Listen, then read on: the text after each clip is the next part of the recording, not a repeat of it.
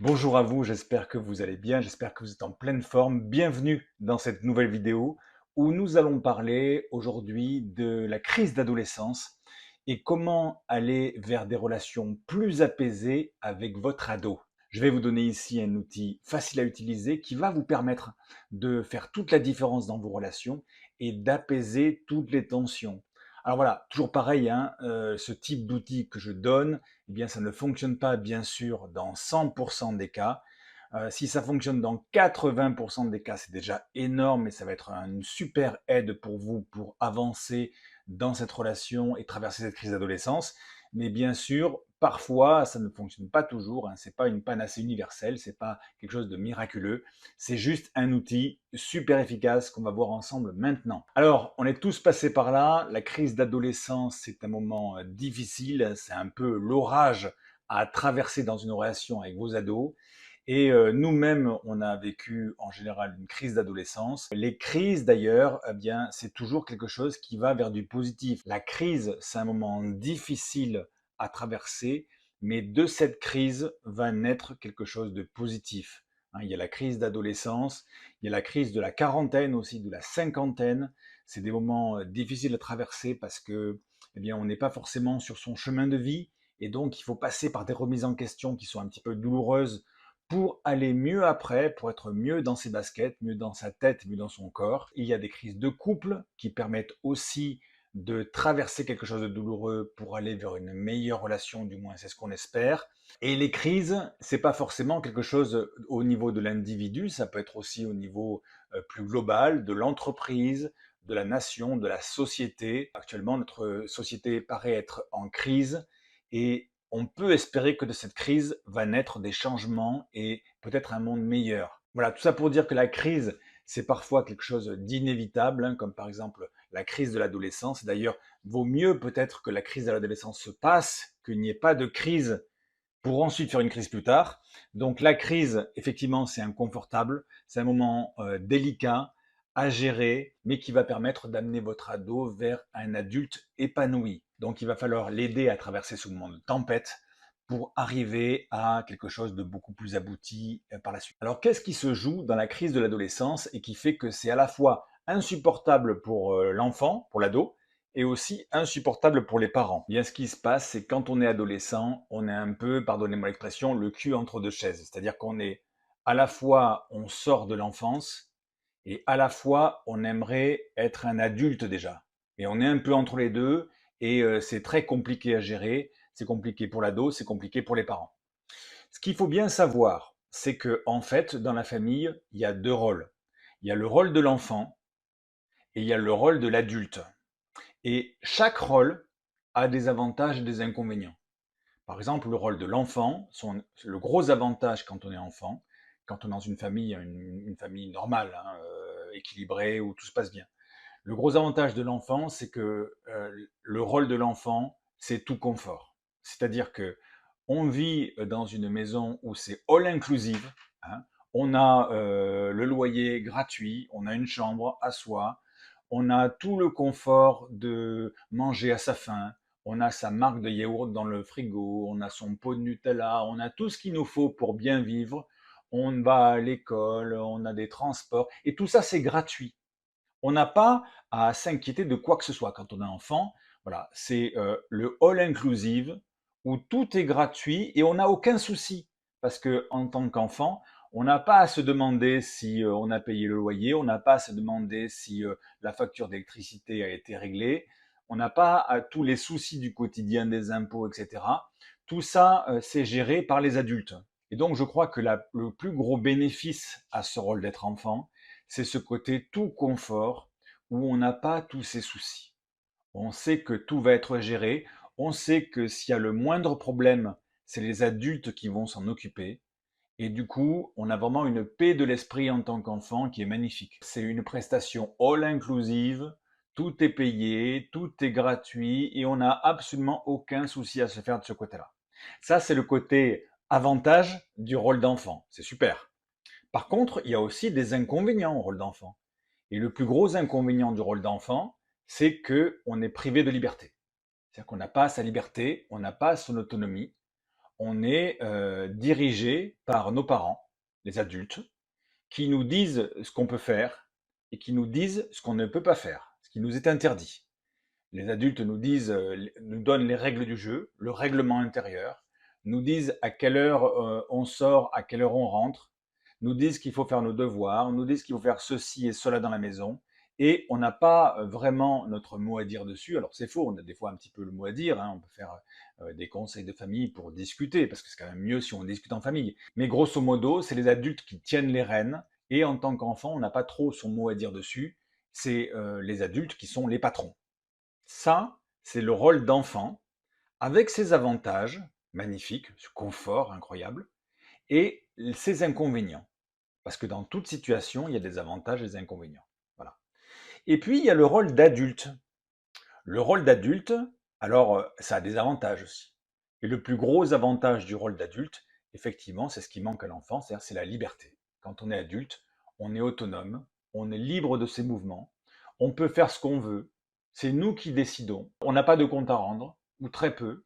Voilà, on décide de sa vie, on la gère, et personne n'a rien à dire là-dessus. Et ça, c'est magnifique, c'est-à-dire qu'on a cet avantage d'avoir cette liberté, ou du moins ce sentiment de liberté, parce que vous savez très bien qu'on n'est pas tout à fait libre, on a toujours des patrons, on a toujours voilà, des obligations, voilà, des choses à faire, qui fait qu'on n'est pas vraiment libre, et même si on n'a pas de patron et qu'on est son propre patron, eh bien nos patrons, c'est nos clients. Donc voilà, on n'est jamais complètement libre en fait, ou c'est assez rare en fait.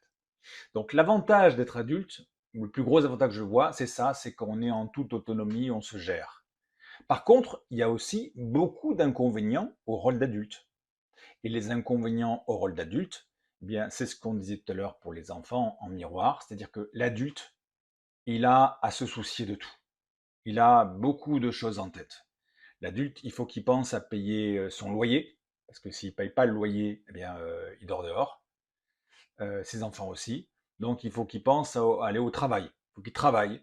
Il faut qu'il échange son temps contre de l'argent pour payer son loyer, pour payer ses factures d'électricité, de gaz, etc.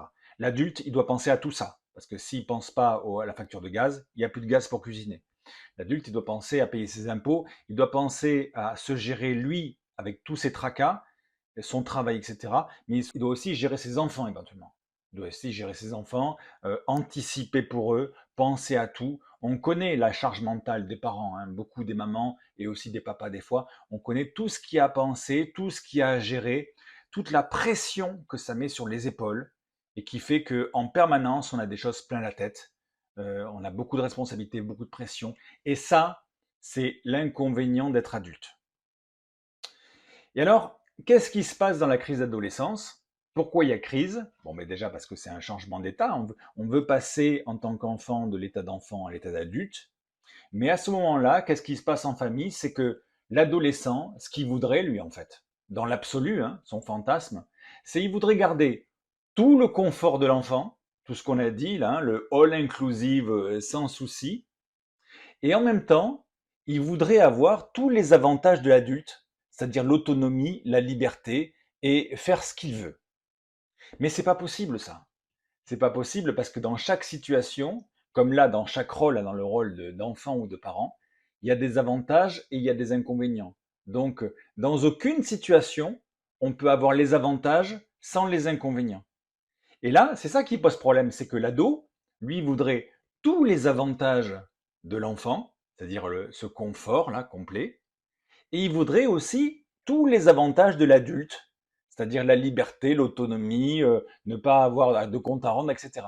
Il voudrait que les avantages, mais il ne veut pas les inconvénients. Et c'est là où ça pose problème parce que ça ne peut pas marcher. Et l'adulte en face, les adultes, ils disent mais ça ne peut pas marcher ça. Donc, ce qu'il faut bien que les ados comprennent, et là ça va être votre rôle de leur expliquer, hein, tout simplement, dans une discussion où vous présentez les avantages et les inconvénients, eh bien, votre rôle, ça va être d'exposer ça, ce que je vous ai dit, d'exposer chaque rôle, le rôle de l'enfant, le rôle de l'adulte, avec les avantages et les inconvénients. Et après, de demander à l'ado qu'est-ce qu'il choisit, quel rôle il choisit. Parce qu'à partir du moment où il aura choisi un rôle, soit celui de l'enfant, soit celui de l'adulte, il n'y aura plus de problème dans la maison. où il y aura beaucoup moins de problèmes. Parce que du coup, ça sera plus cohérent, ça aura du sens. L'ado, une fois que vous lui aurez donné les avantages et les inconvénients à chaque rôle, il peut choisir de rester dans son rôle d'enfant. Parce que c'est plus confortable. Effectivement, c'est confortable. Il a tout ce qu'il veut. Par contre, le prix à payer, c'est que c'est les parents qui décident. Et il ne fait pas ce qu'il veut.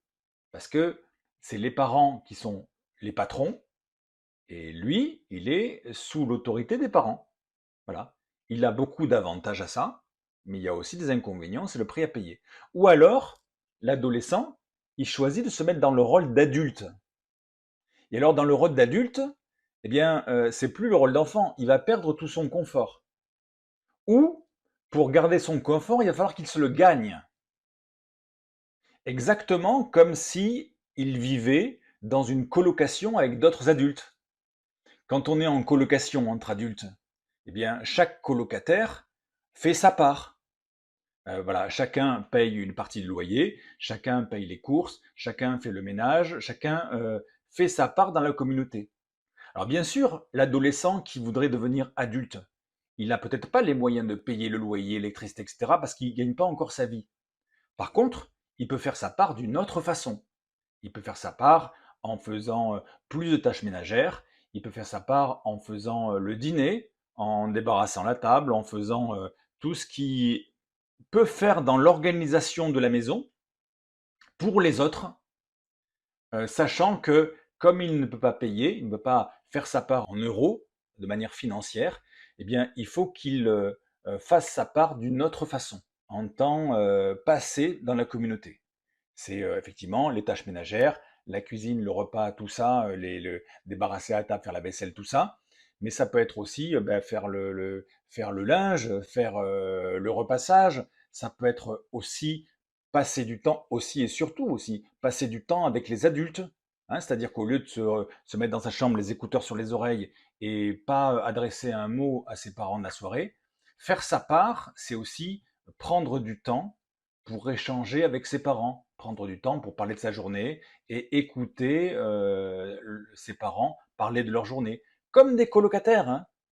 Si on est dans une colocation à plusieurs adultes et qu'il y en a un qui fait rien, qui s'enferme dans sa chambre et qui met ses écouteurs sous les oreilles, non, il va être viré de la coloc parce qu'il ne fait pas sa part. Faire sa part, c'est participer à sa façon à la vie de la communauté, et en même temps participer socialement, participer, être présent, etc. Participer, quoi. Donc voilà, il y a deux rôles en fait dans une famille. Soit on peut avoir le rôle d'enfant, soit on peut avoir le rôle de parent. Mais on ne peut pas avoir un rôle entre les deux, là, où on aurait tous les avantages et pas les inconvénients. Donc il faut choisir. Donc indiquez à votre ado les deux rôles et demandez-lui de choisir. Et à partir du moment où il a choisi, effectivement, voilà, il sait à quoi s'en tenir. Il sait ce qu'il faut faire. Il sait quels sont ses avantages et quels sont ses inconvénients. Mais là, en lui demandant de choisir, vous lui donnez le luxe du choix. Et ça, c'est super. Vous ne lui imposez pas. Vous le traitez déjà en adulte et vous lui donnez le luxe du choix. Donc ça, c'est génial. Donc, passage à l'action à partir de maintenant, dans les jours qui viennent. Proposez à votre ado ou vos ados de se retrouver autour d'un verre, autour d'une table et de discuter de ça, de montrer les avantages et les inconvénients de chaque rôle, le rôle d'enfant, le rôle d'adulte, leur demander quel est leur choix, comment ils veulent se positionner. Et à partir de là, vous allez voir, des choses vont commencer à s'arranger. À partir de là, à partir du moment où le rôle il est plus clair, on sait ce qu'on veut faire, on sait qu'il y a des avantages et des inconvénients dans chaque situation, il y a toujours un prix à payer, et bien du coup, ça va permettre de pacifier les relations entre vous. Et c'est tout ce que je vous souhaite de meilleur pour les mois et les années qui viennent, de manière à traverser cette période plus facilement et de faire déjà de vos enfants des ados plus conscients et bientôt des adultes épanouis. Et puis si vous avez envie d'aller plus loin, si vous avez envie de creuser un petit peu plus ce sujet, je vous conseille un livre que vous trouverez facilement sur Amazon.